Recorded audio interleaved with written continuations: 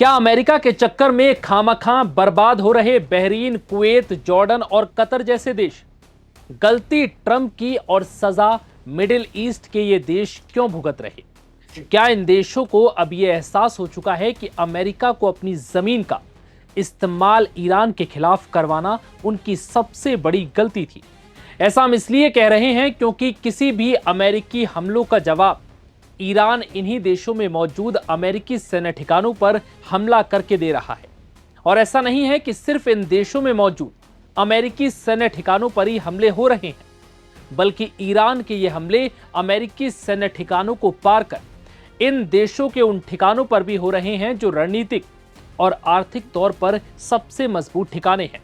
Iran का साफ संदेश है कि अगर कोई भी देश ईरान के खिलाफ अमेरिका को अपनी जमीन का इस्तेमाल करने देगा तो फिर उसका अंजाम उस देश को भी भुगतना पड़ेगा। ऐसे में अब इन देशों की हालत इस वक्त सबसे ज्यादा खराब है। अपने ताजा हमलों में अमेरिका ने ईरान के कई रणनीतिक ठिकानों पर फिर से निशाना बनाया।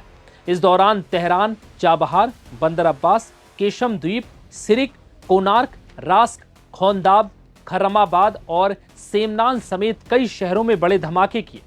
इतना ही नहीं, अमेरिका ने पहली बार उत्तरी ईरान के भी कुछ इलाकों में हमले किए। अमेरिकी सेना का कहना है कि इन हमलों का मकसद हॉर्मुज स्ट्रेट में जहाजों को खतरा पहुंचाने वाली ईरान की सैन्य क्षमता को कमजोर करना है।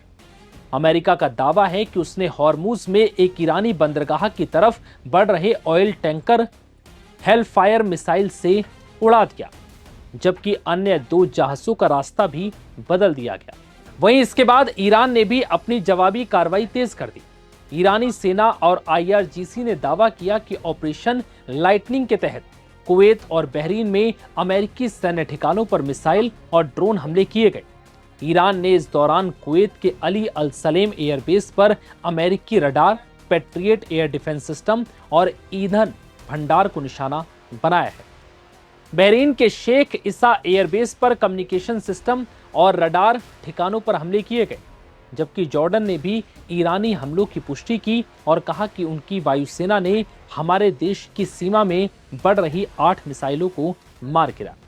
वहीं ईरान ने दक्षिण पश्चिम शहर अंदिमिश के ऊपर भी एक अमेरिकी MQ-9 ड्रोन को मार गिराने का दावा किया। अमेरिका के इन ताजा हमलों में कम से कम 35 लोगों की मौत हुई है, जबकि 300 से ज्यादा लोग घायल हैं। ईरानी स्वास्थ्य मंत्रालय ने इस बात की जानकारी साझा की।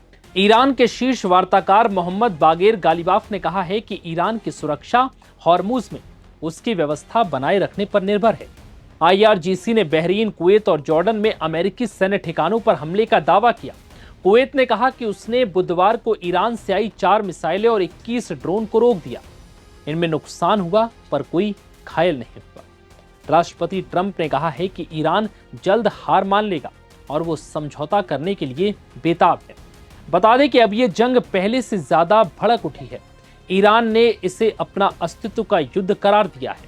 तो वहीं अमेरिकी राष्ट्रपति ट्रंप ने चेतावनी दी है कि अगर ईरान बातचीत की मेज पर नहीं लौटता है तो अमेरिका ईरान के पावर प्लांट और पुलों जैसे अहम बुनियादी ढांचे को निशाना बनाएगा।